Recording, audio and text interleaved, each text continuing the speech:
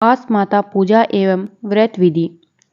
सर्वप्रथम तो प्रातःकाल उठकर दैनिक क्रियाकलापों से निवृत्त होकर स्नान करना चाहिए। स्नान करने के बाद उजले एवं स्वच्छ वस्त्र पहने। एक पटरी या चौकी पर पानी का कलश लोटा पानी भरकर रख लेवे। ज्योत व धूप जलाकर लोटे पर रोली की सहायता से स्वास्तिक बनाए। व्रत के दिन आस माता की कथा जरूर करें। कथा कहने के समय अपने हाथ में 7 दाने गेहूं के रखें। कथा पूरी होने के बाद बायना निकाल कर होनी सास को दी। बायना में हलवा पूरी और कुछ रुपए जरूर निकाले। बायना निकाल देने के बाद ही स्वयं भोजन पर बैठी।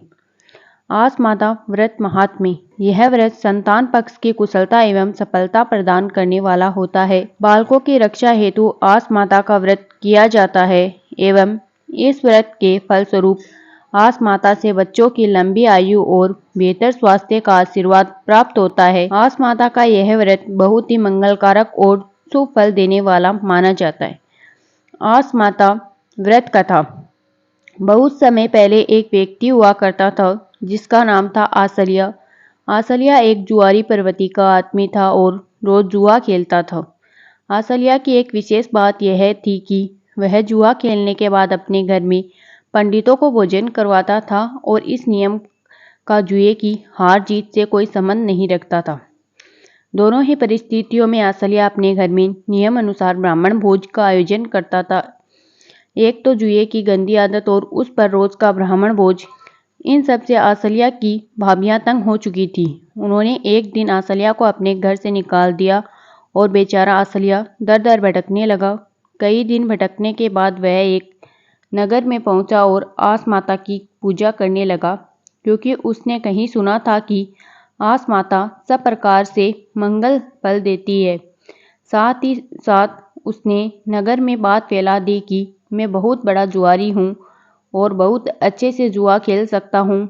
यह खबर फैलते फैलते राजा के कानों तक भी पहुँच गई और उसने आसलिया को आजमाने के उद्देश्य से उसके साथ जुआ खेलना शुरू किया।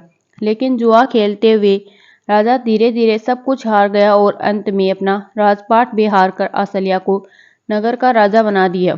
आसलिया अब नगर का राजा बनकर राज करने लगा और उधर उसके अपने घर में खाने के लाले पड़ गई। भोजन और काम की तलाश में उसके घर वाले भी उसी नगर में आ पहुंचे जहां आसलिया राज करता था। नगर की जनता से सुना कि एक जुआरी जुए में राजपाट जीत कर राजा बन गया, तो घरवालों के मन में राजा से मिलने की इच्छा हुई और दरबार में पहुंच गई।